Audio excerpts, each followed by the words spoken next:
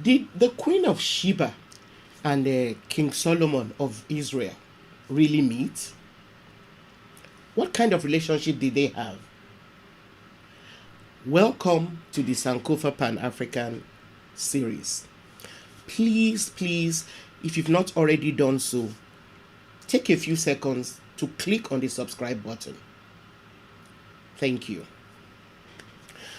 Now, the Ethiopian Empire, also known as Abyssinia, covered the area of present-day Ethiopia and Eritrea. It came into some kind of formal existence around 1270 AD. The Solomonic dynasty ruled the empire until 1974, when the monarchy under Emperor Haile Selassie was overthrown in a Marxist coup d'etat. The country of Ethiopia, as we know it today, is therefore one of the oldest nation states in the world.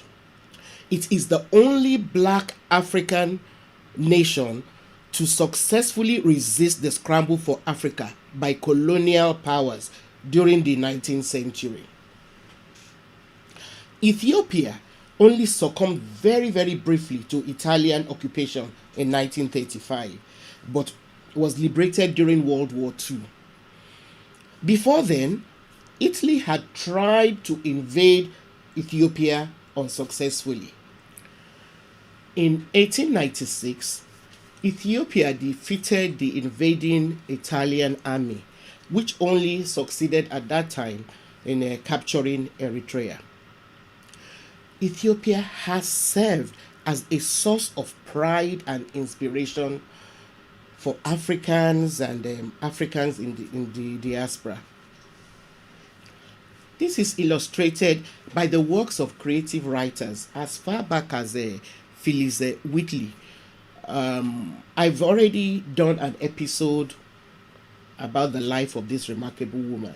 So if you've not yet watched it, make time to do so, and please help share word about her video and others in this series with your friends and contacts. Now, another way to appreciate the role of Ethiopia as a source of pride to Africans and Africans in the diaspora is reflected in the reception of the medieval Ethiopian texts known as the Kebra Nagast, or the Glory of Kings. It's a chronicle of Ethiopia's royal line, and it records a version of the seduction of the Queen of Sheba by King Solomon. Now, unlike the biblical version, the Kebra Nagast is prevalent amongst continental Africans as well as some Africans in the diaspora, because it relates how the Ark of the Covenant came to Ethiopia with Solomon and Sheba's offspring. I will come to how the Ark of the Covenant and Ethiopia in a later episode, so watch out for it. Anyway, so the Kebra Nagast records how the Ark of the Covenant came to be in Ethiopia with the son of the Queen of Sheba and King Solomon. His name was Menelik I.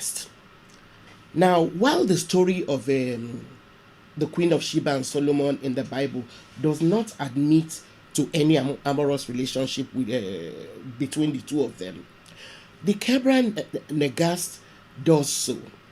As a matter of fact, even some biblical scholars do not acknowledge the fact that Sheba is actually part of Ethiopia.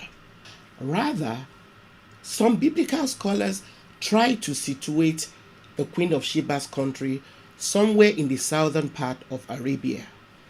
Please check out the notes on 1 Kings chapter 10 verse 1 of the 2003 edition of the Quest Study Bible. Now, so unlike the biblical version of the story, Kebra Nagast's version relates how the Queen of Sheba travels to Jerusalem to visit Solomon in order to explore his famous knowledge and wisdom. However, the night before her return journey home, Solomon tricks her into sleeping with him and gives her a ring so that in case she becomes pregnant, the child might use it to identify himself to him. Now, in Ethiopia, it is believed that the child born as a result of the liaison between Solomon and the Queen of Sheba was Menelik the first Solomid emperor of Ethiopia. Now, the popularity of this version of the Sheba Solomon tale amongst Africans in the diaspora is responsible for the belief of many African Americans and Rastafarians who hold on to the notion of Ethiopia as the promised land. Thank you very much for being a part of this episode of the Sankofa Pan-African series. Please help us to sustain this series by sharing our videos with your friends and contacts. Don't forget to give us a thumbs up if you like the video. And then see you next time when we'll be trying to answer